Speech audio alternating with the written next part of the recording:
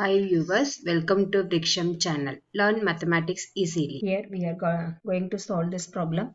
Cough syrup of three different flavors A, B and C manufactured by a medicine company over a period of 5 years from 2010 to 2014 has been shown in the bar graph.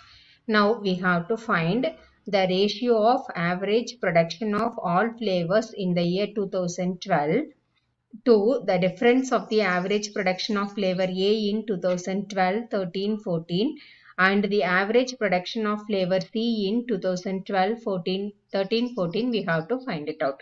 So first we have to calculate the average production of all flavors in 2012 and the average production of flavor A in 12 to 14, average production of flavor C in 2012 to 14, then we have to find the range. Now we will categorize it. First one is average production. We have to find it out.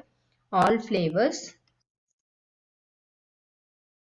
in 2012. So which is we will take the average as M1 which is equal to in 2012 the productions are given as 50, 50 and 65 divided by 3 which is 165 by 3 which is equal to 55. Next one, flavor A, that is average production of flavor A in 12 to 14. So M2 we will denote it which is equal to 50 plus 45 plus 75 divided by 3 which is equal to 170 by 3.